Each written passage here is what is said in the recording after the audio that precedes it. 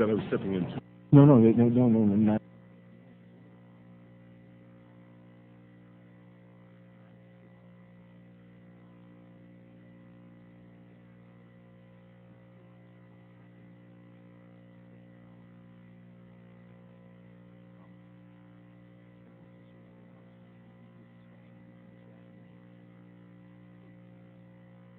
That's normal. Yeah, were you on this?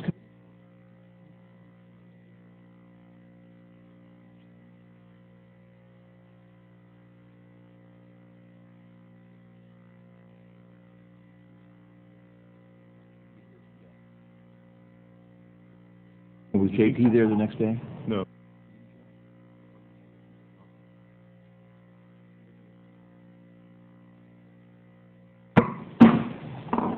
This hearing will come to order. Good morning to everybody. With this being our first subcommittee hearing of the 110th Congress, I would like to go ahead and introduce several new members of the Space and Aeronautics Subcommittee before we get to our opening statements. Mr. Lamson, who's returning after a brief absence, has joined the committee, as has Mr. Rothman of New Jersey, the 9th District, Mr. Ross of Arkansas, the 4th District, and Mr. Chandler of Kentucky from the 6th District. I do know that Mr. Rothman will be joining us later, and I know Mr. Ross, Mr. Chandler, and Mr. Lamson are all trying to make time to join us today as well. At this point, I would like to recognize Mr. Calvert to introduce his new members. I did want to thank Chairman Calvert. He is my chairman from the last the 109th Subcommittee days, and I've enjoyed working with him in the past, and I know we're looking forward to working together again. Mr. Calvert. Well, I'm getting used to sitting over here on the side of the dais. But congratulations, Mr. Chairman. I know you're going to do a great job, and I'm equally represented by my members as you are today. Dana Rohrbacher, who also chaired this subcommittee, comes from my home state of California, and Frank Lucas from the great state of Oklahoma, who's a farmer and rancher who's served a long time on this committee also. Joe Bonner from Alabama, from the good old port city of Mobile, Alabama. He's going to be with us a little bit later. And, of course, Tom Feeney from Florida. And like Mr. Rohrbacher, won in his first elected office, so he's going to be with us, I think, a little bit later also. So with that, that's my add to the committee here. We've got a great team, Republicans and Democrats alike, and I know we're going to have a productive 110th Congress. At this time, I'd like to provide my opening statement, and then I'll turn to Mr. Calvert for his. Good morning. Thank you to the witnesses. We have a distinguished panel today before us, and I want to extend my appreciation to all of you for your participation. As I did earlier, I wanted to welcome my colleagues, and particular Ranking Member Calvert, to the first hearing of the Space and Aeronautics Subcommittee of the 110th Congress. We have a good mix of returning veterans and thoughtful newcomers on the subcommittee. I don't know whether that means that veterans aren't thoughtful, but certainly the veterans bring a wealth of experience and wisdom to the subcommittee's work. There is no lack of important issues for us to consider this year, and one of those issues is the outlook for the FAA's R&D program. A review of the FAA's R&D program is especially appropriate now, given that Congress will be reauthorizing the FAA this year, and we need to be sure that the FAA has a healthy and effective research capability. As our FAA witness will no doubt remind us, FAA carries out a wide range of R&D activities, including research related to such things as developing the next generation air transportation system, incorporating UAVs into the national airspace, understanding the impact of wake turbulence on aircraft separation standards, reducing general aviation accident rates, and the list goes on. Yet it needs to be noted that the FAA's research is intended to complement the aeronautics research carried out by NASA, not substitute for it. As I have said in the past, I'm concerned that the changes NASA is making to its aeronautics program are ill-advised, both in terms of the reduced funding commitment and in retreating from R&D that has direct relevance to the public good and to our economic well-being. In particular, I'm concerned that the FAA's options for future technologies and systems are going to be negatively impacted by the cutbacks underway at NASA, and I intend to explore that issue at today's hearing. Another issue I would like to have our witnesses address is how well aligned FAA's R&D program is to the needs of the Next Generation Air Transportation System initiative. Is it focused on the right priorities? Does it have the right resource commitments? Finally, the issue of the impact of aviation on climate change is receiving increasing attention, due in part to proposed European Union emissions penalties on aircraft operations. I think it is in our strong interest to know what the state of research is in this country, both on the scientific questions surrounding the aviation impacts and on the technological options for mitigating those impacts. Well, we have a lot to discuss today. Again, I want to welcome our witnesses, and I look forward to your testimony. The Chair now recognizes Mr. Calvert for his opening statement. Thank you, Mr. Chairman. Again, congratulations on your first hearing and calling this important hearing to examine the Federal Aviation Administration's R&D budget for the fiscal year 2008. The FAA plays a unique federal role. Not only does it regulate air carriers, pilots, airports, air traffic design and operation, it operates the nation's air traffic control system 24/7. A huge part of our economy, including the commercial air carrier system, is dependent on the FAA to provide navigation and air separation services to ensure delivery of goods and services to every corner of our nation. Against this backdrop, FAA's budget request for FY08 is $14.1 billion, yet its request for research, engineering, and development is $140 million, or about 1% of its overall budget. Looking more broadly at R&D activities within the agency, its investment ticks up to $260 million, not quite 2%. For an entity that relies on a nationwide state-of-the-art network for communications, tracking, guidance systems, this is a startlingly low level of funding. Yet it's possible because historically, over the last 40 years, FAA has relied on the National Aeronautics and Space Administration to perform a large R&D role, especially in the area of air traffic control. The relationship between the FAA and NASA is changing, but more about that in a moment. FAA's Research, Engineering, and Development program emphasizes a research agenda that focuses largely on air traffic design, materials, human factors, weather, environment, fuel, and others. The technologies they developed have led to important breakthrough products, examples being fuel inerting systems, flame retardant systems, air traffic de-icing systems. This brief list does not do justice to their work, but it gives an indication of the many types of valuable technologies they have brought to this marketplace.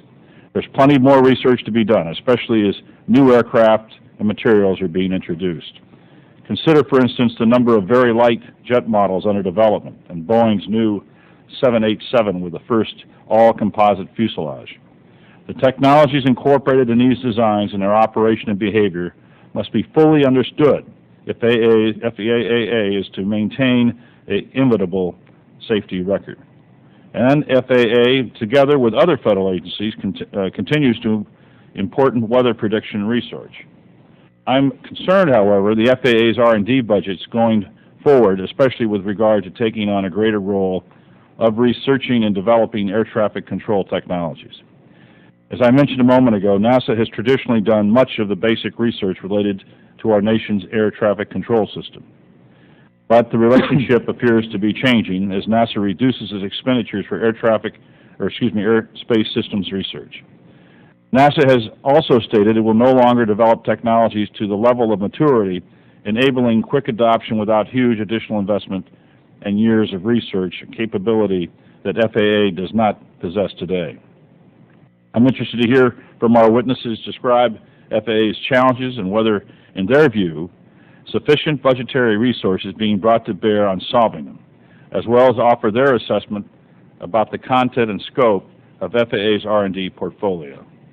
Commercial aviation is here to stay, and roles connecting the world's markets is growing dramatically, both in the number of people carried and the amounts of value of cargo delivered. There is no substitute for the services aviation provides, so it's incumbent on government and industry to research and develop safer and more efficient, environmentally benign aircraft to ensure uninterrupted growth in our economy. So I thank you again, Mr. Chairman, and look forward to listening to our witnesses today. Thank you, Mr. Calvert. If there are members who wish to submit additional opening statements, those statements will be added to the record. At this time, I would like to introduce our excellent panel of witnesses. I'm going to start with Ms. Victoria Cox. She's the Air Traffic Organization Vice President for Operations Planning in the Federal Aviation Administration. Next to her is Dr. John Hansman. He's the co-chair for the FAA's Research, Engineering, and Development Advisory Committee and is currently the director of MIT's International Center for Air Transportation. Next to Dr. Hansman is Dr. Donald Wuebbles, who's the chair, I guess was the chair for the workshop on the impacts of aviation on climate change and is presently the head of the University of Illinois' Department of Atmospheric Sciences. And to his left, we have Mr. Steve Alterman, the president of the Cargo Airline Association and chairman of the Environment Subcommittee of the FAA's Research, Engineering, and Development Advisory Committee. You'll each have, I think, as you know, 5 minutes for your spoken testimony, after which the members of the subcommittee will each have 5 minutes to ask questions in each round of questioning. So, Ms. Cox, we'll start with you. Thank you for being here today. Good morning, Chairman Udall and Congressman Calvert. I'm Victoria Cox, Vice President for Operations Planning Services in the Air Traffic Organization of the Federal Aviation Administration. I'd like to request that my written statement be included for the record. Thank you. Ordered. Thank you. I'm honored to be here this morning to testify on the FAA's fiscal year 2008 budget request for research and development activities. Because of the enormous economic benefits afforded by aviation, the United States must have an aviation system that is second to none, a system that can respond quickly to changing and expanding transportation needs. We have the most effective, efficient, and safest aviation system in the world today, but today's system is at capacity and demand for air services is growing. Future congestion can only be alleviated by transforming the system we have today. Our current system just isn't scalable to handle future demand. We are a partner in the development of the Next Generation Air Transportation System, or NextGen, envisioned by the Joint Planning and Development Office. NextGen includes performance targets that will reduce congestion by providing far greater capacity than our current system allows. It will deliver initial capabilities by 2015 that will accommodate the demand forecasted for that time frame. The NextGen of 2025 will be capable of supporting a threefold increase in demand. The Operational Evolution Partnership, or OEP, is a mechanism by which the FAA will assess R&D requirements for supporting NextGen. It will lay out a path from concept development to implementation, ensuring that our R&D is indeed focused on the NextGen vision. OEP version 1 will be published in June of 2007. Critical to FAA operations today and for NextGen are our research programs. The FAA has recognized this fact by proposing funding increases in research, engineering, and development totaling $280 million over the next 5 years. In fiscal year 2008, the FAA plans to invest a total of approximately $260 million in overall research and development. As the tempo of operations at our airports continues to rise, our research projects include the development of technologies that ensure safe transit of aircraft on taxiways and runways. We're continuing research on aviation safety issues. Aviation safety research is essential to meeting FAA flight plan safety objectives and NextGen performance targets. The potential of the NextGen system to handle tremendous growth in air traffic compels us to maintain our vigilance in safety research. As we look at the NextGen system, we're working hard to ensure that we meet the increasing demand for flying in an environmentally sound manner. The focus of the Environment and Energy Research Program is making aviation quieter, cleaner, and more energy efficient, which has the added benefit of reducing climate impact. The FAA is also planning wake turbulence research, the results of which will help us increase capacity while maintaining safety. It will help us to safely reduce separation distances between aircraft, support the efficient use of closely spaced parallel runways, and allow airports to operate closer to their design capacity. In addition, FAA is requesting funds for further research on unmanned aircraft systems. The program ensures the safe integration of these vehicles into our system. NextGen will dramatically alter the roles and responsibilities of key players. Human factors research is needed to define the changing responsibilities of humans in the system, to allocate the functions to people or to automation, and to design automation so it serves the needs of the people who are accountable for system performance. To succeed in maintaining safety and ensuring sufficient capacity in the future, we do need a stable funding stream that will enable the FAA to launch the NextGen system. Secretary Peters has said that it's critical to deploy state-of-the-art technology that can safely handle the dramatic increases in the number and type of aircraft using our skies. Continued collaboration and success in research and development will make this statement a reality. We're enthusiastic about and we're focused on the opportunity to direct our R&D efforts toward the realization of the next generation air transportation system. And I look forward to working with you to make the NextGen system a reality. This concludes my testimony, and I thank you for the opportunity to appear before the subcommittee, and I would be happy to answer any questions you have. Thank you, Ms. Cox. Dr. Hansman, the floor is yours. I also submitted written testimony, which I hope will go on the record. But as a professor, I have to have slides. So the U.S. has, as Ms. Cox said, the best and most efficient air transportation system in the world. This is a complex adaptive system that's evolved over the past 70 years. This shows you the traffic in one day over the system. The system is being stressed by demand on the system. The blue line here shows you the North American revenue passenger kilometer trends. You can see that the demand is increasing and is expected to increase in the future. The stress is starting to show in a couple of places. One is delays. This shows you the delay patterns over time. You can see that the delays have been building in the system. They were moderated somewhat by the attacks, the drop in traffic after September 11th. The demand is back up in the system, but the other thing is if you look at this carefully, the blue line is the month-by-month data. You can see that starting in 1998, the system started to become marginally stable, and you can see volatility in the delays due to weather impacts and other demands on the system. In addition, you have issues such as fuel price. So this shows you the jet fuel price as a function of time, and you can see over the past several years we're at extremely high levels of fuel. Not only fuel is an issue, but also environmental. This is an example of an analysis done by the SAGE tool. One of my colleagues, Professor Ian Waits, is part of the partner program.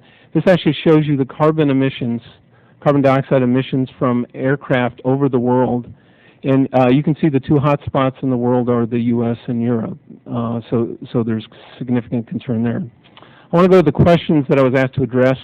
First is what concerns, if any, does the REDAC have about the content and priorities of the FAA's R&D programs? What would we recommend be done? In general, the REDAC has been generally supportive of the content of the programs evaluated by a number of subcommittees. There is, as been noted earlier, concern about the declining support for national support for aeronautics research and development, both the FAA and R&D.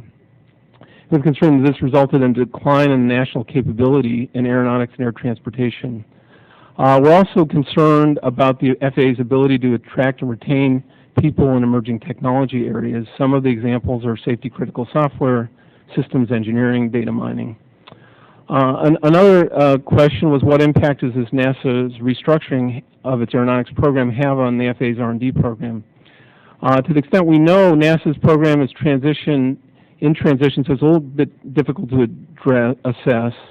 But there's clearly a shift to more fundamental long-term research, which is probably appropriate, but it's unclear where that's going to go, and also a shift to lower what we call technology readiness levels. So there's going to be some need to cover the short-term gap and also applied aeronautics issues, and the FAA may have to pick these up. There are particular concerns in this technology maturity gap. For technologies that NASA develops, they won't be taking them far enough to really field. So someone's going to have to come into the gap and figure out how to mature these technologies to the point that they're ready to go into the system. There's also concern about things that have been historical areas of excellence for NASA, such as human factors in There's a number of databases that NASA have been particularly managing that will have to be taken over. And again, this general concern about loss of national capability in applied aeronautics. And finally, the human resources pipeline. If we're not supporting aeronautics research, it's hard to motivate faculty and students to move into these areas that are going to be critical for us in the future. To what extent has the FAA's R&D programs been integrated? NextGen is with the NextGen and JPDO. NextGen is still a work in progress. It is influencing the R&D requirements, and there have been initial implementation efforts, but there's a concern about the balance between the near-term and long-term issues.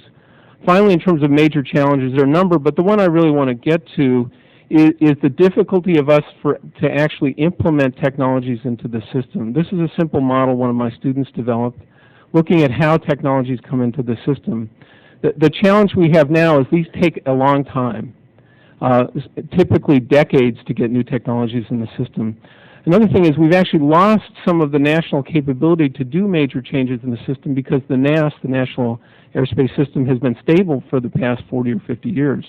So as we contemplate major changes from the JPDO, it's not really clear that we have the safety and environmental approval process capability to rapidly implement these systems. So this is a major area of concern, and I'd be happy to talk about it more later. Thank you, Doctor. Dr. Wuebbles, the floor is yours. Thank you, Mr. Chairman.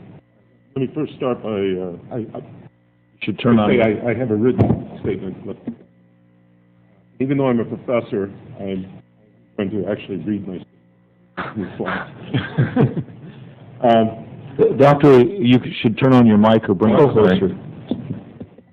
Thank you. Good morning, Mr. Chairman and members of the committee. My name is Don Wuebbles. I'm a professor of atmospheric sciences and director of the School of Earth, Society, and Environment at the University of Illinois-Urbana, Champaign. Thank you for the invitation to testify in support of a new research agenda in the U.S. for understanding the impacts of aviation on the Earth's climate. In June 2006, I organized and chaired a workshop on the impacts of aviation on climate change that was developed in coordination with the Federal Aviation Administration. The findings from the international panel of experts participating in that workshop are the basis for my statement. A 2004 report to Congress from the Partner Center for Excellence at MIT indicated that the most serious long-term environmental issue facing the aviation industry may be the effect of aviation emissions on climate, both because of potential impacts and also because of the lack of understanding of the issues. Projections from industry and from governmental organizations, including the FAA, suggest that over the next 2 decades, the demand for aviation could grow to 3 times its present level. This projected growth will likely result in increased impacts from aviation on the environment. One important concern is aircraft effluents released at cruise altitudes that interact with background atmosphere and undergo complex processes resulting in potential impacts on climate. Our workshop examined the current state of scientific knowledge about the effects of aviation on climate, identified key uncertainties and gaps, and determined further research needs. I will describe some of the findings and what is still unclear. But the bottom line is that because of potentially serious implications of aviation effluents on our planet, further research and funding for that research are imperative. Aviation contributes about 2% of the global human-related emissions of carbon dioxide.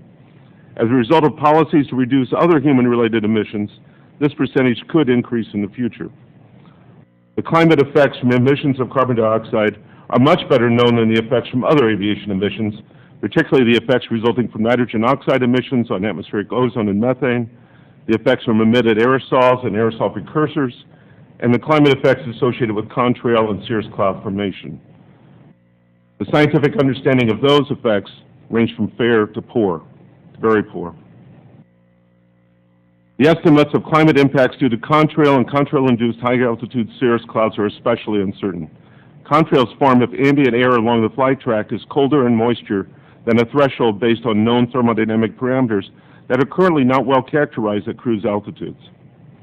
In ice supersaturated air masses, contrails can organize themselves in clusters that add significantly to the natural high cloud cover that can affect climate. The workshop recommended new carefully coordinated regional scale measurement campaigns along with process studies and laboratory studies towards understanding the factors affecting the growth, decay, and trajectories of contrail ice particles and determine resulting effects on cirrus, including the role of aerosols.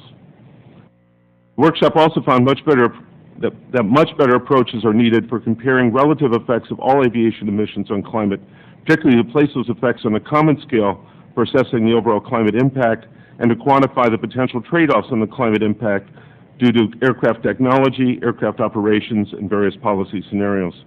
For example, should the aviation community emphasize increased energy efficiency, thus reducing emissions of carbon dioxide, are policies to reduce formation of contrails and effects on cirrus clouds. This is an important consideration for national and international policy. Some in Europe are advocating action without adequate analysis, which could lead to bad unintended consequences. As a key conclusion, the workshop participants acknowledged an urgent need for aviation-focused research activities to provide better science-based understanding of the impacts of aviation emissions on climate change. We need improved metrics, measurement techniques, and modeling capabilities to quantify and predict impacts and to understand interrelationships of aviation and environmental factors. This effort will entail coordination with existing and planned climate research programs within government agencies and could be organized through expansion of such programs or by totally new activities. The workshop participants indicated that such efforts should include strong and continuing interactions among the science and aviation communities, as well as among policymakers to develop well-informed decisions. The next steps required include further ranking and prioritizing of identified research needs, creating a research roadmap with associated roles and responsibilities of various participating agencies and stakeholders, and identifying resources needed to implement the roadmap. The FAA has already taken some steps to make resources available. There's funding allocated to these efforts in the FY08 President's budget starting in FY09. However, one agency cannot do it alone. This should be a focus of the U.S. Climate Change Science Program. The need is immediate. We need scientific focus and resources in the U.S. to pursue aviation climate impact research, to put us in a position to make smart decisions for the next-gen aviation system, and to allow us to shape the international debate with the International Civil Aviation Organization and other fora. Thank you. Thank you, Dr. Wuebbles. And now we turn to Mr. Alterman. The floor is yours for 5 minutes. Thank you very much, Mr. Chairman, members of the committee. My name is Steve Alterman. I'm the president of the Cargo Airline Association, the association that represents those carriers that fly only freight. I also have the honor of serving as the chairman of the environmental subcommittee of the FAA's REDAC committee. Thanks for the opportunity to be here today. Initially, I think it's important for everyone in Congress to understand the critical importance of research and development to the industry as we move toward a new paradigm in airspace management. As a practical matter, today's R&D forms the basis for tomorrow's operational products, and any delay in this element of work has significant negative long-term effects. All too often, this component of the modernization equation is overlooked in the contentious debate over financing. It should not be. Over the past decade, our industry segment has worked closely with the FAA on various portions of the research and development portfolio, from the development of automatic dependent surveillance broadcast. It's a terrible acronym, but it's a wonderful product. It's called ADSB. To the balancing of environmental sensitivity with the needs of the traveling and shipping public. If we were to learn one thing from these efforts, it is that there must be a firm commitment from both industry and government to the necessary research and the transition from the research mode to one of implementation. I couldn't agree with John Hansman more about the challenge of implementing once we get the research done. I think it's a key point. Put somewhat differently, the FAA research and development effort must be a true partnership, with each participant be willing to support the other. From an industry perspective, we need to do not only the scientific elements of the project, but we need to understand both the costs and benefits to the industry and the government as we do this. I'm not going to go into the NASA funding debate other than to tell you that industry has as much concern over it as Congress seems to have and the rest of the panelists have. We think it's very unfortunate that the reprioritization of their efforts, and we need to figure out either get that back on track or a workaround so that we can get the necessary research done. I'd like to concentrate this morning in my time left on three separate issues. One is our involvement with the ADSB technology that the FAA has identified as the building block of future surveillance in the next-gen system. We started working on this about 11 years ago, trying to develop a new collision avoidance system to replace TCAS. We were ahead of our time and haven't succeeded in that yet. But we realized in working with the technology that it had much broader application. And we think that providing better and more timely information to both cockpit crews and controllers, we can move forward with a modernization effort. It's an essential building block. We work closely with the FAA Safe Flight 21 office in this effort, both with surface management systems to try to work on the safety on the ground and potential airborne applications using the ADS-B technologies. Our members, FedEx and UPS, have been involved at both Memphis and Louisville with trials and working together with the FAA. In addition, a companion project in the state of Alaska was demonstrating the benefits of ADS-B technology to the general aviation community. And I think all of us in the industry, and I think I can speak for all of us, absolutely support those efforts. The FAA has recognized this by actually making that announcement and forming a program office within the agency to implement ADS-B. What have we learned in this process? Well, first, we learned that things take too long. I think that Mr. Hansman, again, is correct. I hate to keep agreeing with him. But if things take too long, to a large extent, delays are inherent in any process that requires the involvement of a massive bureaucracy, but there must be ways to accelerate R&D efforts that have the potential for significant improvements. Second, research and development may in fact be the easy part. As a colleague from Federal Express noted early in the project, this ain't no science project. Our industry has invested over $100 million of our own money in the ADS-B technology effort alone. We need to see it implemented, not just studied. Second area of research in which the all-cargo industry has participated involves the development of new operational procedures. I think this is important because as we talk about the complicated technology challenges of the future, there are certain low-tech cousins of those technologies that can help in the near term.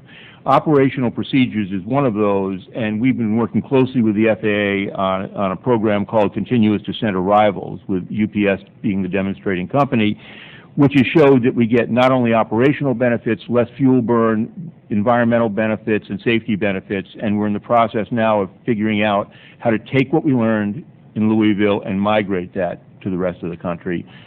Finally, perhaps the most aggressive area of FAA research and development is in the environmental area. We absolutely support what's being done there. And I know my time's up, but I'll just simply say that I know you're studying the fiscal 08 budget. Those funds are necessary, but they're necessary in large part as a basis for the efforts that are contained in the FAA's reauthorization proposal. As an industry, we absolutely support the Section 600 provisions in that bill that would do more environmental research and provide environmental demonstration programs and research programs. That concludes my oral statement. I'd be happy to answer any questions. Thank you. Thank you, Mr. Alterman. Let me thank the panel again for a very informative and very succinct testimony. At this point, we'll open the first round of questions, and I will recognize myself for 5 minutes. And I want to direct my first question to Ms. Cox, but to notify the three other panel members, I'd like you to think about your response as well, and then we'll move down the line. I know as an FAA employee, you of course support the President's budget request, but I'd like to know what your top three R&D funding priorities would be if Congress were to provide additional funding for your R&D programs, and why you would make those your three additional priorities. Yeah, I think that we're in an unusual situation this year. We are first starting to take a serious look at the research and development that will be required to support the next-gen system. So obviously the support of the next-gen system is a priority. And the reauthorization has afforded us the opportunity this year to do an in-depth study of the requirements that we believe we need to make this happen over the next 5 years, so that the FY08 budget that we presented reflects serious increases in the RE&D budget and increases in the overall next-gen support through all of the appropriations that represent R&D. So I think you see there in the budget some of our key priorities. As the rest of the panel members have indicated, environment is a key issue as we move forward. And I think that our budget requests in the FY08 budget and for the years beyond certainly reflect that, that indication. We need to focus on our air traffic system and issues that will help us to increase capacity by reducing separation in systems. And we need to look at overall effects of human factors. As I mentioned in my oral testimony, the way people behave in the system of tomorrow will be very different from today. And we can't just put that in place immediately. We have to do a lot of studying about how we do that most appropriately as we look at the shifts in responsibilities. Thanks, Ms. Cox. Dr. Hansman? Yeah, I have three. The first is approaches to accelerating the operational approval of new technologies and procedures. We really don't know how to do that right, and we need ways to do the safety analysis, and we have to make that more efficient. The second is the environmental concerns, which are emerging and becoming more significant, both in global warming and also the contrail problem. And then the third is pushing the transition in the system, the next gen. And as Ms. Cox mentioned, I think human factors, because humans will be a core part of the system, will be very important there. Thank you. Dr. Wuebbles? As I said in my testimony, I've expressed an urgency for support to look at the effects of aviation on climate. We need to prepare ourselves, in particular, I think, over the next several years for the next major international look at policy that will happen in 2009 through ICAO. And we don't really want to go into that kind of situation without being much better aware of where we stand in terms of our understanding of effects while others are trying to promote various international regulations. Mr. Alterman? Yes, I agree with everybody. I think they're right on. From a purely parochial standpoint, we believe that we should continue funding the ADS-B program and accelerate that funding. Congress for fiscal year 07, the House of Representatives for fiscal 07 recommended $100 million for ADS-B development, which was $20 million more than the President's budget, with the extra $20 million going to research and development for future air-to-air applications. The Senate, in its bill, had $80 million. Of course, none of those were actually implemented because we're operating under a CR for 2007, but we urge you to continue funding the ADS-B development program. As a practical matter, it's a two-stage effort. The FAA is doing a very good job now on stage one, which is putting ground stations in. We need to continue the research on the future air-to-air applications. I can't stress enough the need for environmental funding, for funding environmental research. It is a major issue, and I think if there's one thing I can leave with you, the industry thinks it's an issue too. It is not something that is simply in the scientific community or with the agency. We feel that we have an obligation as we go forward to enhance the environment to the extent possible. We need to do that because we think environmental constraints will actually beat capacity constraints in limiting our growth. With respect to the fiscal 08 budget, the money there, I think, from our perspective, is fine. You will note that the proposal from the agency for fiscal 09 and forward has a major jump in environmental funding, and we support that. Thank you, Mr. Alterman. It's obvious the industry sees the environmental concerns that have been expressed and have been surfaced as an opportunity, and the actions you're taking are a form of enlightened self-interest. So thank the leadership in the industry, if you would. At this point, I'd like to recognize the ranking member, my good friend from California, Mr. Calvert, for 5 minutes. Thank you, Mr. Chairman. Ms. Cox, you pointed out your top three priorities. I want to just, for the record, point out I came here 15 years ago, and I remember we were talking about the redoing the air traffic control system 15 years ago, and I don't know if we're that much further along than we were 15 years ago, but just thought I'd point that out. But hopefully we can make a lot more progress in the next few years, since we obviously, on the record, we have increasing air traffic, and changing air traffic. part of, as I understand it, your R&D budget is going to be, if Congress enacts the administration's proposed financing reform package, including ticket taxes and aviation fuel taxes. How important is that in the new authorization for you to fund your R&D efforts? Obviously, a stable and predictable funding stream is important for our R&D efforts, and we believe that the administration's plan will provide that. This is a particularly unique situation that we have with NextGen, in that in the past we've looked at programs as standing as individual projects that we would put forward to support the modernization of the system.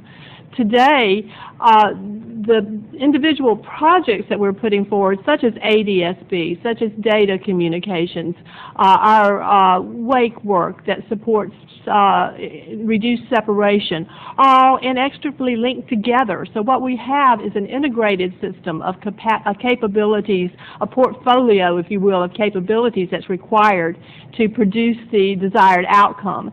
And that, in particular, requires a stable funding stream, and not one that funds one program but not the other, so that we are really hopeful that we can get our programs funded as a portfolio of projects, and that's a little different from what we've expected in the past.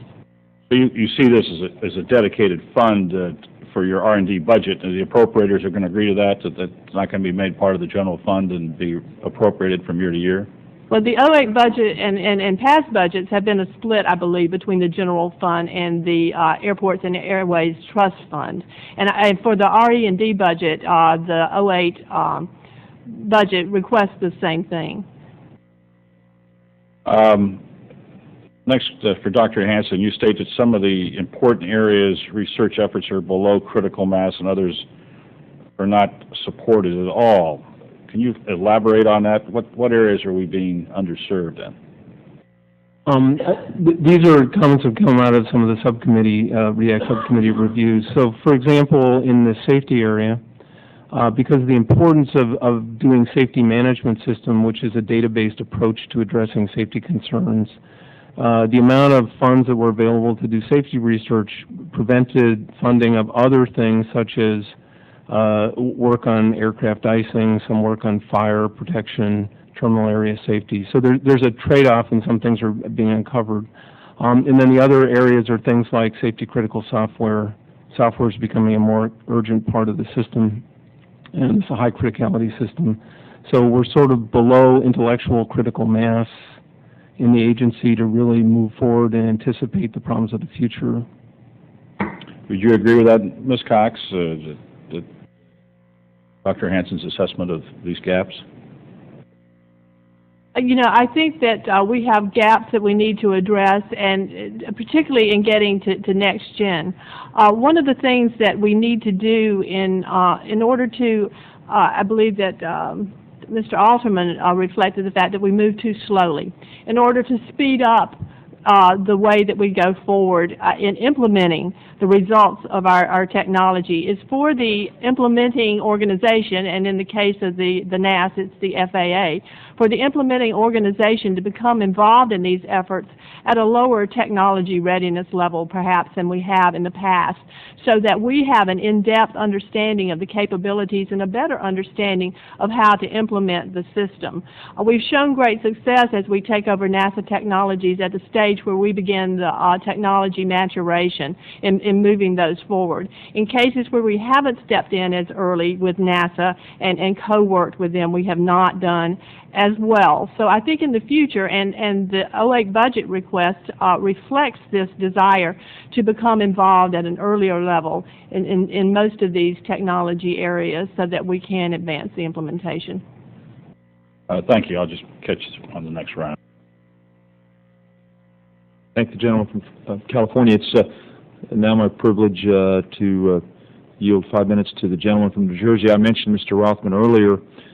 He comes from a district in New Jersey where the dependence on the modern air traffic system is important, but he also has a wide-ranging constituency that's concerned about new generation engines, noise reduction. Mr. Rothman, it's great to have you as a member of the subcommittee, and you now have 5 minutes to ask questions of the panel. Thank you, Mr. Chairman. Thank you for that very kind introduction. I think the FAA is familiar with me, not everyone perhaps, but I've had the great privilege of representing the 9th Congressional District in New Jersey. Now I'm in my 11th year, and we have an airport in our district called Teterboro Airport, and we've had some issues over the years. I thank each and every one of you for your service and for your scholarship and all your years devoted to these matters. I've got a whole lot of questions. I'll probably get to them in the second or third round, but let me start with a couple of points, which is sometimes it seems to me that those involved in the airline industry or in the FAA haven't addressed this fundamental issue. Let's assume that we have the science and technology that would allow planes to fly in our skies perfectly safely without any emissions or any noise, and they could fly wing to wing, thus blotting out the sun. Is that the goal here? Or is it something different? Some balance between a quality of life that regards the open sky, or some parts of it open, and the sun as things to be pleasant to look at now and then. That's one issue. Have we thought about that? Or are we just racing down this track of pure science and technology without figuring out, reducing it to its absurd or its extreme? Do we want the Jetsons? Perhaps some of you remember the image in the Jetsons. I don't. I don't think my constituents want it. I don't think most Americans want it. But that's my view. But I'm going to represent that view strongly until someone persuades me that it's unreasonable. I did note with great interest in everyone's addressing the environmental issues, and start with Ms. Cox. The focus of the Environment and Energy Research Program is making aviation quieter, cleaner, and more energy efficient. That's great to hear. And I was just curious, I noted that, if I'm reading the budget correctly, $15.4 million of the budget is being spent on in the environment and energy. That's about 11 or 12% of the budget. And of the 15.4 going to the environment and energy, how much, if you know, is just going towards noise mitigation, noise reduction? I am not the expert to break out the split versus emissions versus noise reduction. I know that our funding addresses both. And in fact, it's a little bit more in '08 than $15.4 million. In '08, we're also requesting that the airport's cooperative research program add a third area to address. They now address safety and capacity. We're adding environment to that and requesting an additional $3 million in that program to work on the environment on issues such as emissions and noise reduction. And I will be happy to get back to you with that breakout. Thank you. I appreciate that. Can I just ask the panel my general little question? Yeah, I'd say two things. First, actually, on the mitigation, I believe you were just talking the research part of mitigation. There's also a significant amount of money that's spent on sound, insulation mitigation. It's on the order of about $300 million a year, I believe. Yeah, unless they're going to do the houses as well as the schools, waking up the residents at 5 in the morning. But I wanted to address the first comment that you made, which is what's the appropriate balance of air transportation? We've thought about this a lot. The U.S. Economy and our quality of life actually presumes air transportation. So you have to think about this from the overall context. So it was actually interesting to me after September 11th, when the traffic died in the system and people stopped flying, it turns out that the first people to start flying were not the business travelers. It turns out that they were people on personal travel, because our society in the U.S. has distributed in a way that we've spread out.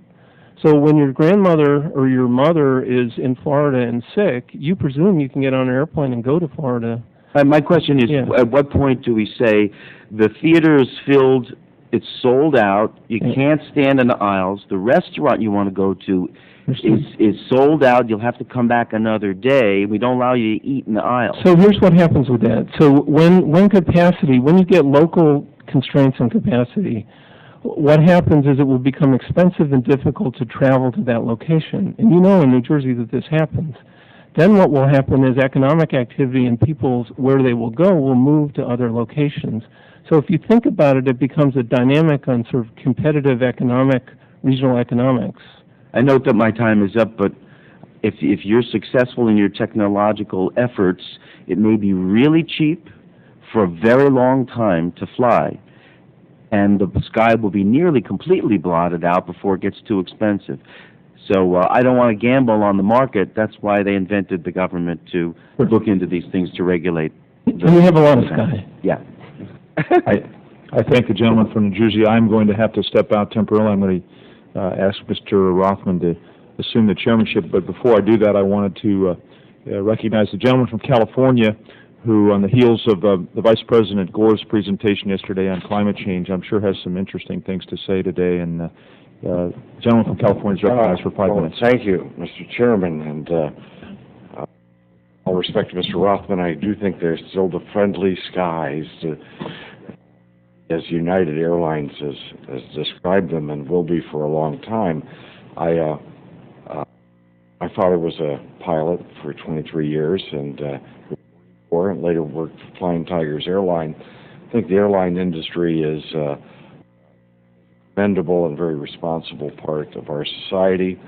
Talk about the pursuit of happiness being an important right of the American people. I think the airline industry has played a significant part in providing people avenue to pursue happiness. Important thing for a free society. Never be underestimated. A couple questions here. Dr. Wuebbles, I'm sorry that our chairman had to leave for this. You mentioned about the studies that you were doing on how the pollution level from airlines, contrails, etc., affect the environment. Have we also, how much percentage of money are we spending here in terms of determining that as compared to determining the effect of airlines on the health of human beings? For example, people who live near airports, of course, as planes are coming in, I'm sure there's a pollution factor there as well, is there not? Certainly is. Let me, in starting to look at your question, we can essentially say in terms of effects of aviation on climate analysis that are going on right now, as far as I know, the amount of funding is essentially zero. There's none in FAA, there's none in NASA, or other agencies I know of. Somebody had to pay for that study that you were talking about. I mean, everybody got together, went to great hotels and restaurants, I'm sure, and we met outside the Boston airport at a hotel. Everybody flew in. We were not provided. The only thing was provided was some expenses for travel.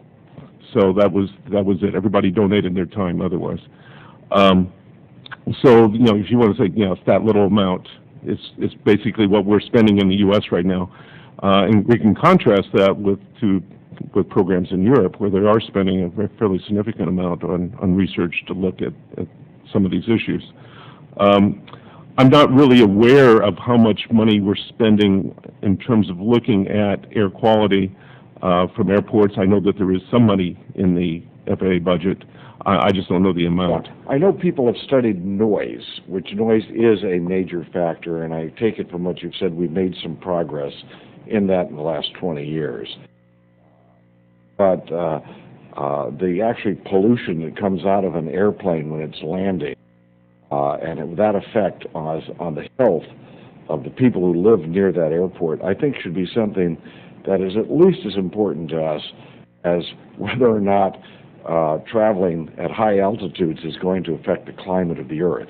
I think both issues are very important, and I'm not, I don't disagree with the fact that we need to be spending more on looking at air quality issues, in particularly particulates and effects on ozone.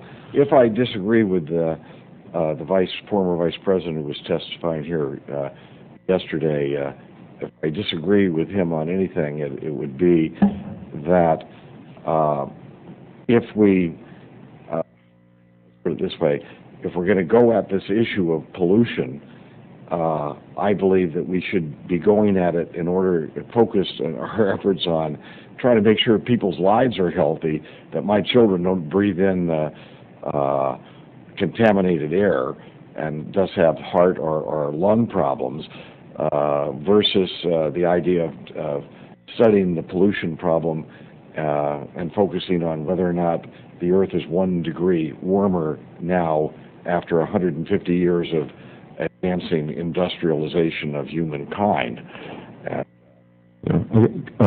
Congressman, I agree with your concern about the air quality effects. However, I will also say that having looked greatly at the issues related to climate, that also is an extremely important issue and potentially have many impacts on our children and grandchildren, and it's something we ought to be seriously paying attention to. Do you believe that the you said 2% of the CO2 that is man-caused, it comes from the airline industry?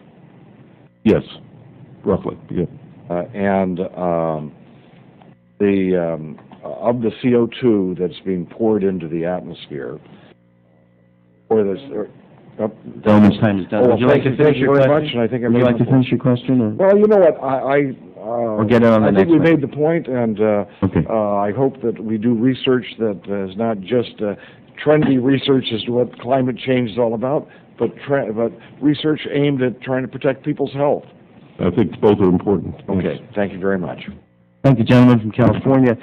I'm going to begin my 5 minutes now. Another one. It's a great privilege of being in the chair with nobody on my side, but it did take me 11 years to get here.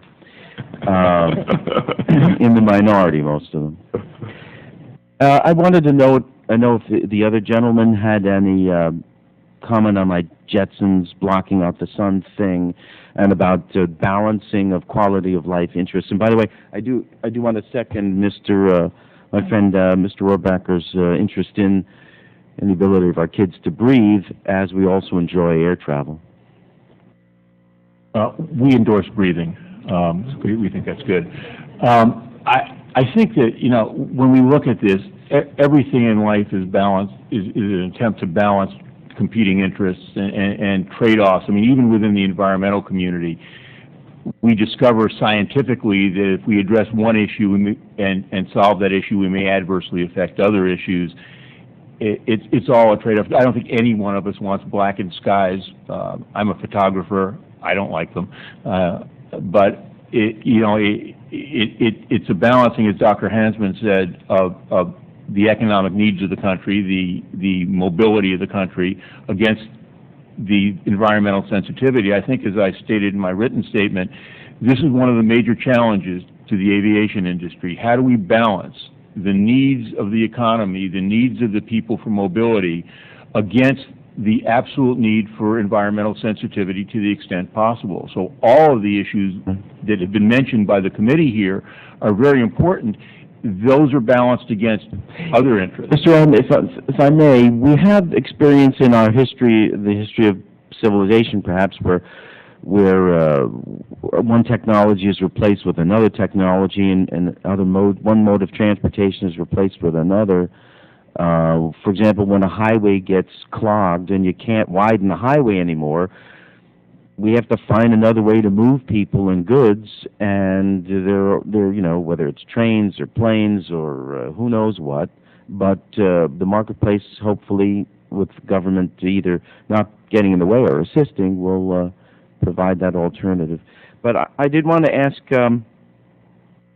Mr. Alterman, you had said in your testimony that you were looking forward to a reduction in noise in absolute terms by 2025, on page 5 of your testimony. And I wondered,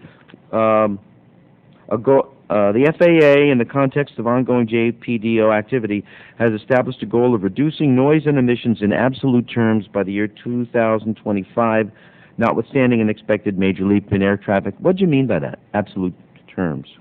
Those weren't my words. Those were the FAA words. Ms. Cox, what did you mean by that? Again, sir, I'll have to defer to my technical experts on environment to tell me what that means. I'm not sure I'm a technical expert. I'm a dumb lawyer. But what it means to me as chairman of the Environmental Subcommittee of the READ Act is it's not a percentage. In other words, if aviation expands, doubles, let's say, that doesn't mean we're going to. Our goal is not to simply have less than doubling of the pollutants. It's to actually reduce them at the same time to less noise, less people impacted by noise in 2025 than are impacted today. Less people impacted by air quality issues in 2025 today. It's an ambitious goal. I'm not sure, to be honest with you, whether we can do it. But it's the goal we've established, and I think it's a laudable one, and we need to work toward it. With all due respect, I want to get to Dr. Hansman, who looks like he is ready to make a comment also. I may be wrong, but I think that there is a growing interest amongst the American people to a growing sensitivity to noise and emissions from aircraft, and they're kind of fed up. And there will be a revolt, at least that's, again, I have a little airport in my district, but people outside of my district, Republicans, conservative folks, are telling me they're fed up. They bought a house in a nice part of the state, and all of a sudden, at 5 in the morning or 11 in the morning, there's the screeching of the brakes from the 747 over their head, or the 747s are lined up 25, 30 miles out from New York City, and it just is really not what they bargained for. Dr. Hansman, did you have a thought? I know you mentioned that in your testimony that internal and domestic concern, environmental issues are becoming a bigger and bigger part of the challenges for aviation.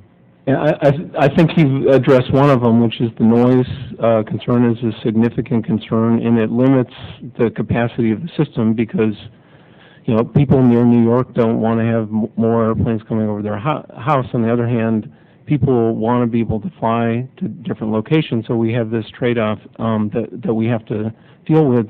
And in fact, the real benefit of the research is to really try to get mitigation. And there is progress being made, particularly on the noise side.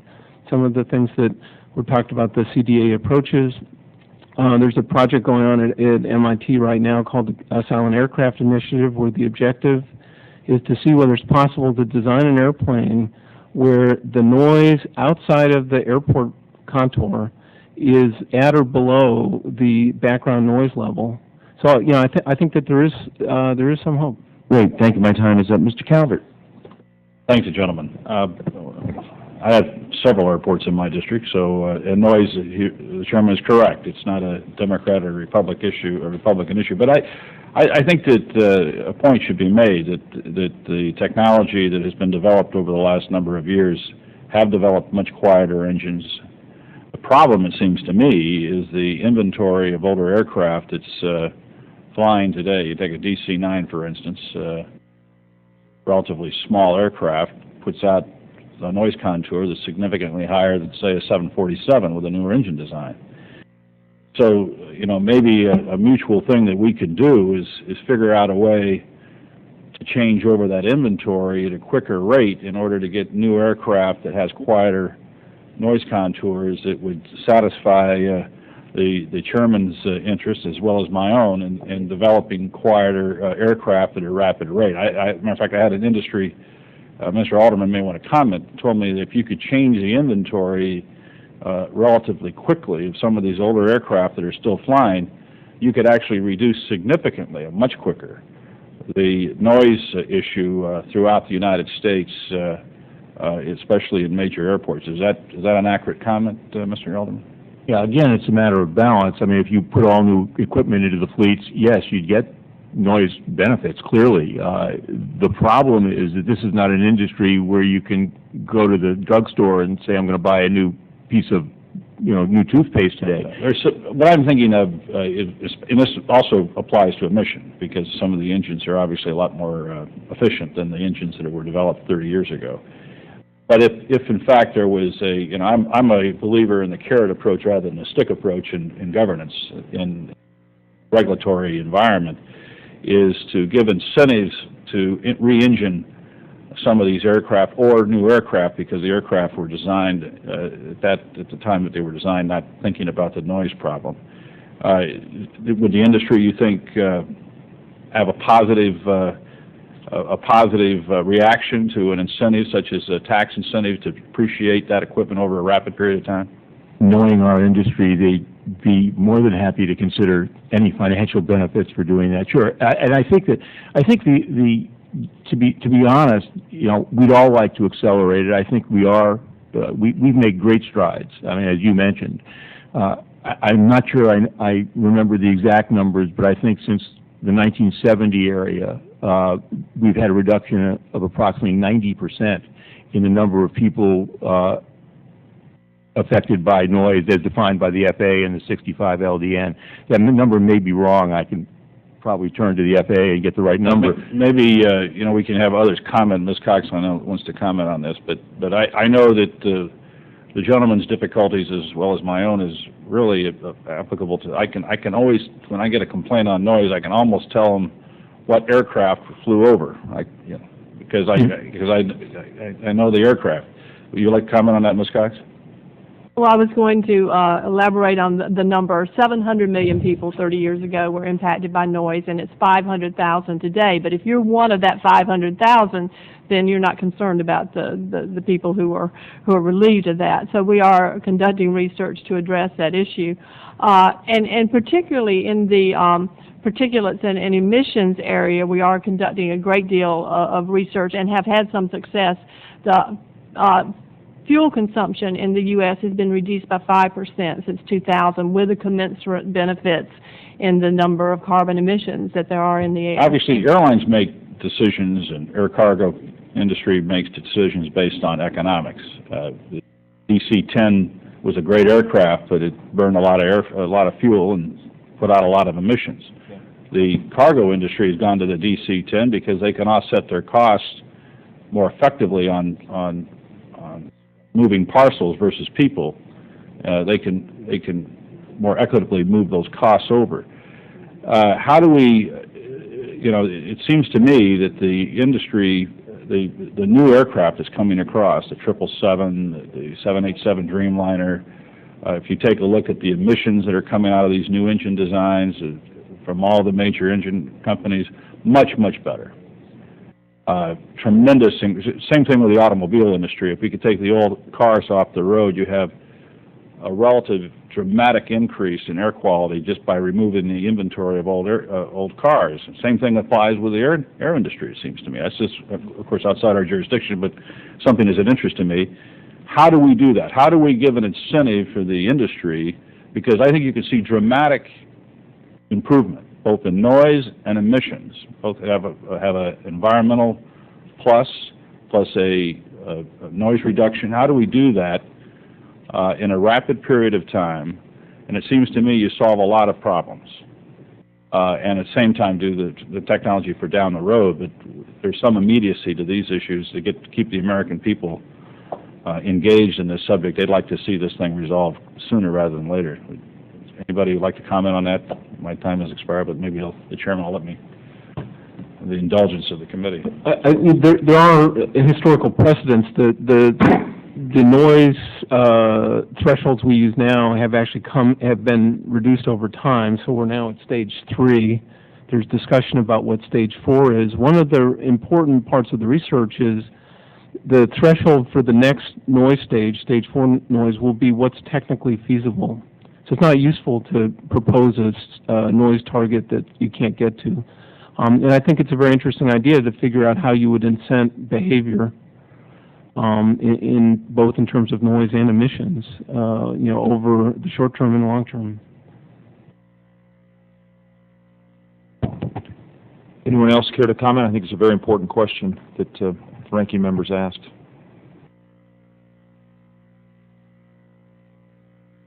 The chairman will yield himself 5 minutes at this time.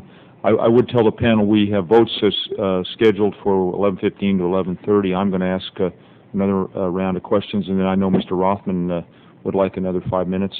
But we'll begin to draw down the hearing and to close the hearing at between 11:15 and 11:30.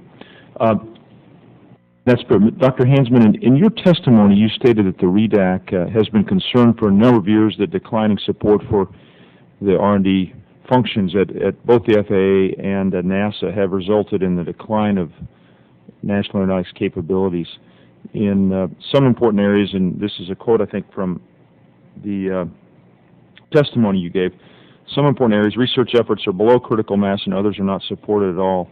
What do you consider to be the most damaging consequences of the declining support of both the FAA and NASA? And would you be able to elaborate on some of the specific research areas that are either being shortchanged or not supported at all, and why are they important? And then the rest of the panel, if you want to comment after Dr. Hansman, I'd look to your comments as well.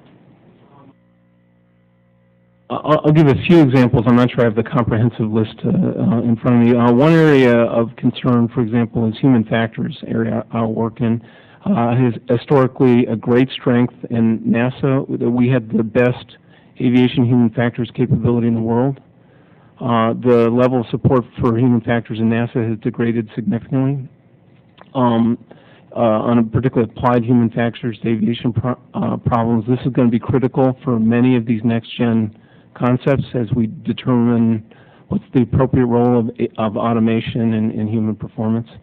Another area that we're not as strong as we should be is on some aviation weather issues. Is an area of concern. De-icing procedures, fire protection, terminal area safety, things like that are all areas of concern. Other panelists? Dr. Wuebbles? I was at the REDAC Environment and Energy Subcommittee meeting the last 2 days, and it was clear that that climate actually has been rising as a new major issue within that committee in towards its recommendations to the FAA. So it is being recognized there as an important issue.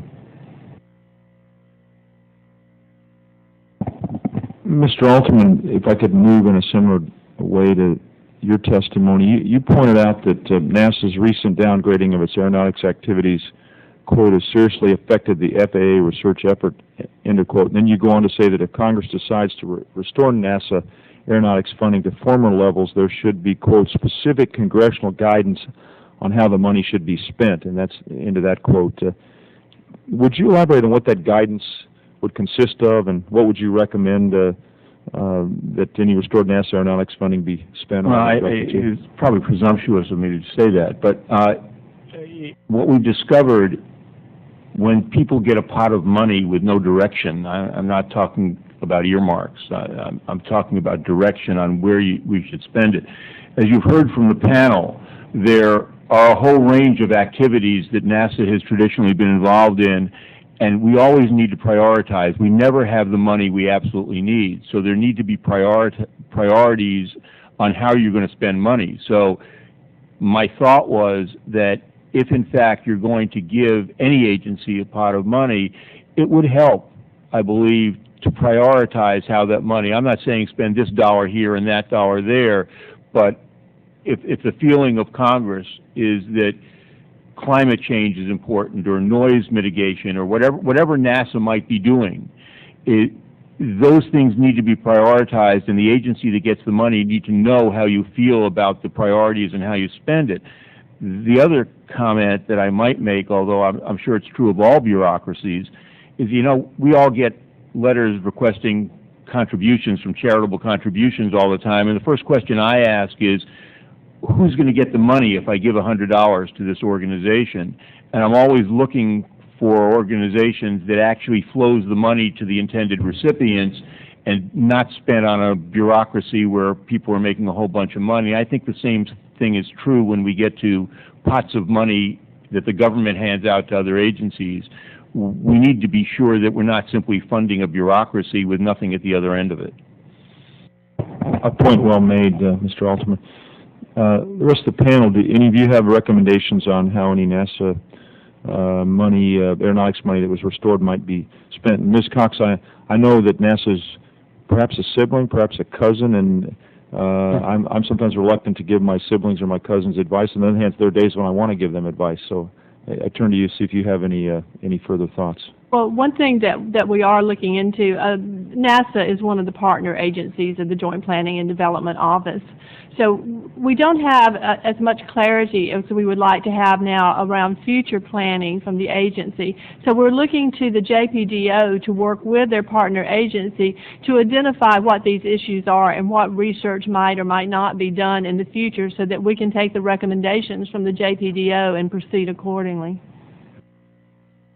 I might clarify, you look to the JPDO playing a key role here as a convener and as an organization that can help get to what's really important.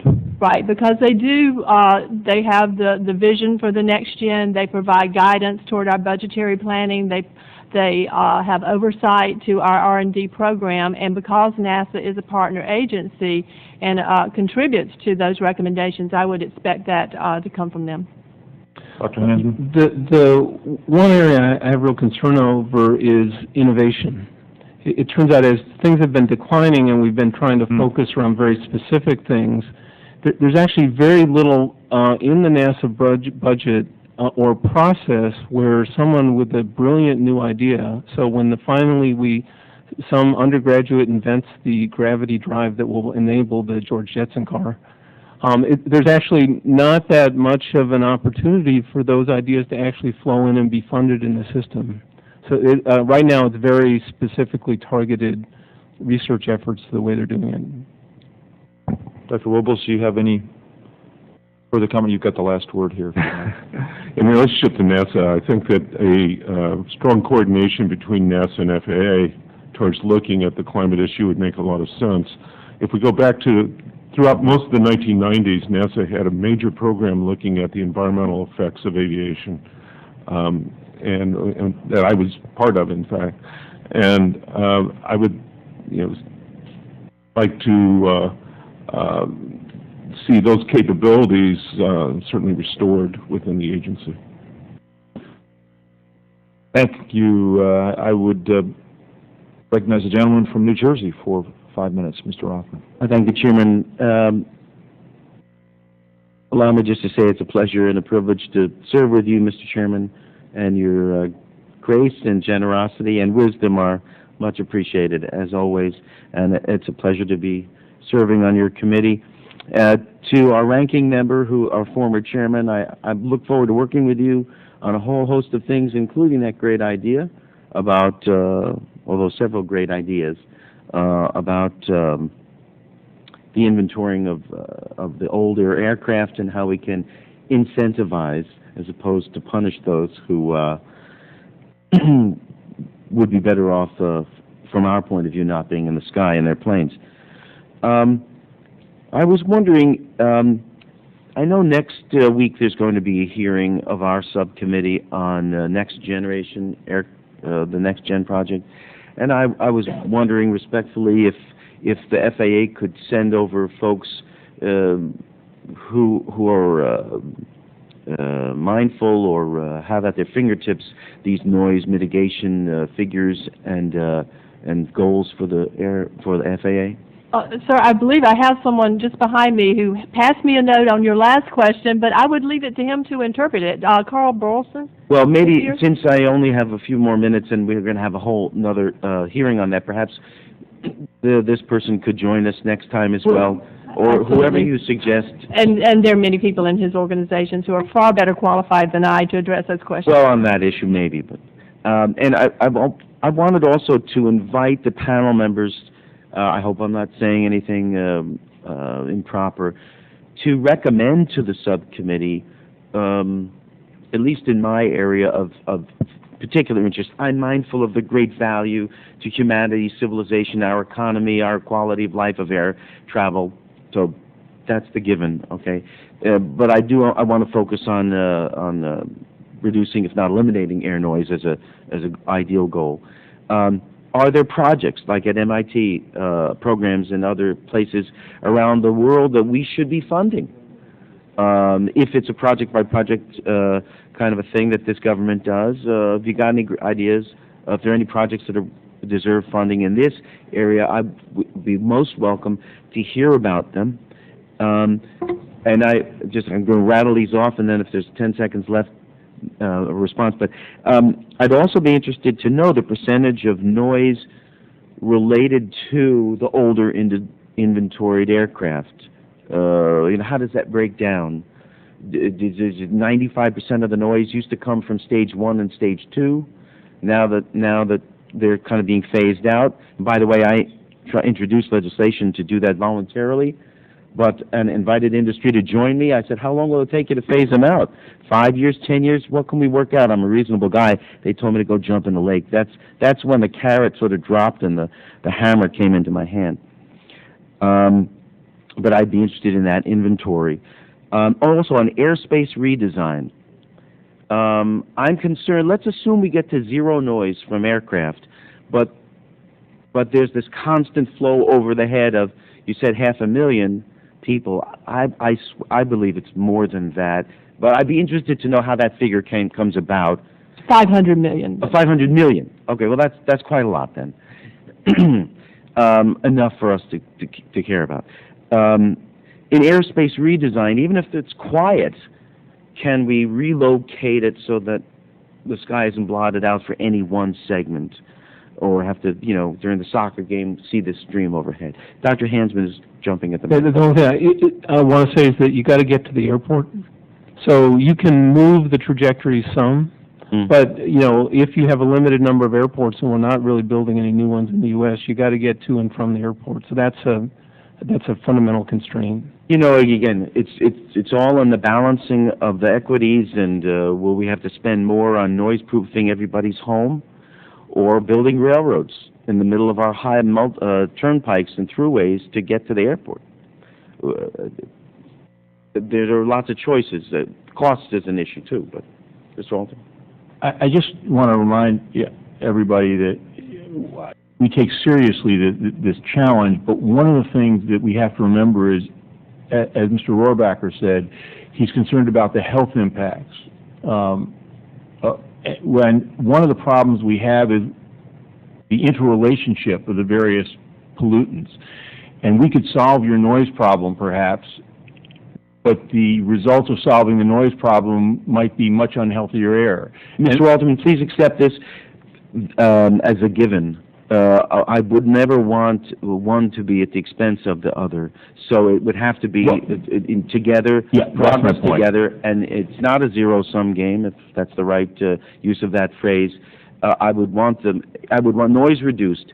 I would also want environmental health issues addressed as well, neither to suffer at the hands of the others. Yeah, and that's our goal too. I only raised the issue because we've been concentrating in the last few minutes on the noise, and I don't want any misunderstanding that we have to treat this as an issue that relates to all the pollutants and not just noise. As a father of 2 teenagers with asthma in northern New Jersey, I feel your pain.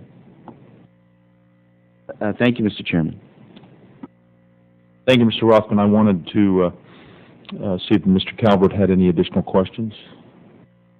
No, I just wanted to thank the witnesses and congratulate the chairman for his first successful hearing. Don't get ahead of yourself. We haven't finished yet, Mr. But I have. I would, as I bring the hearing to close, want to direct a question to Ms. Cox, perhaps for the record or for a short answer. And it focuses, that is my question, on what changes have been made, if any, to the FAA's R&D program in the context of the 2007 operating plan as a result of the joint resolution, in other words, the continuing resolution.